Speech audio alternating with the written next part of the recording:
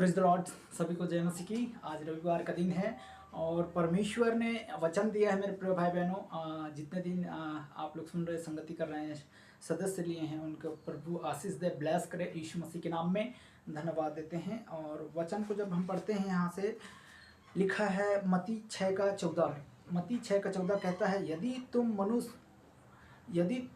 मनुष्य को अपने अपराध को क्षमा करोगे तो तुम्हारा स्वर्ग पिता भी तुम्हें क्षमा करेगा।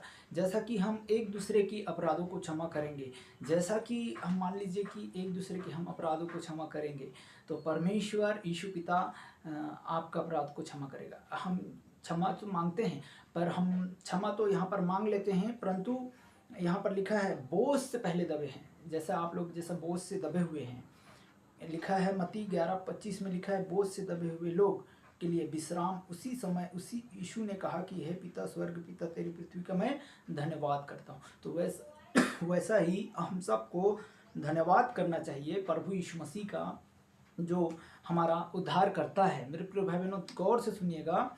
और लिखा है मत्ती 7:7 में कहता है, मांगोगे तो पाओगे, मांगते तो हो तुम्हें दिया जाएगा, ढूंढोगे तो तुम पाओगे, खटखटाओगे तो तुम्हारे लिए खोला जाएगा।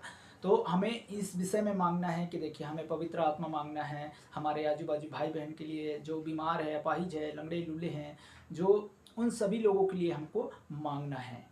तो परमेश्वर आप सभी को ब्लेस करेगा। और धन्यवाद देते हैं कि जो लोग सदस्य लेते हैं, उनके परिवार में प्रभु यीशु मसीह बहुत बड़ा बदलाव होने जा रहे हैं इन दिनों में, समझना ज़रूरी है। तो धन्यवाद करते हैं कि परमेश्वर यीशु पिता हम सबको उठाता है और चलाता है।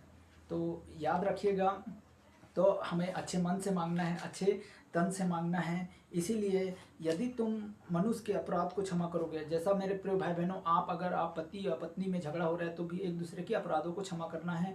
या भाई बहनों में झगड़ा हो रहा है, वो सब क्या है, बुराइयों का जड़ है। तो हमें इसको समझकर एक दूसरे को हम अपराधों को क्षमा करना है, तभी ना हम आगे का परमेश्वर, जो हमारा राजाओं का राजा है, सर्वशक्तिमान है, उस पर हम अमल हो सकते हैं, हम स्वर्ग में जा सकते हैं।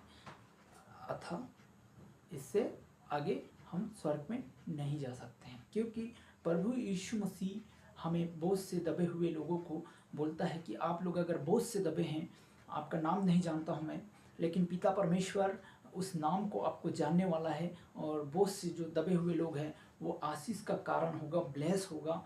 धन्यवाद देते हैं कि आप लोग संगति कर रहे हैं। तो आपका परिवार में कोई भी बोझ से दबे हुए हैं, या तकलीफ से दबे हैं, या तकलीफ से गुजर रहे हैं, चिड़चिड़ापन है, झगड़ापन है, झगड़ालू है, तो प्रभु यीशु मसीह पर विश्वास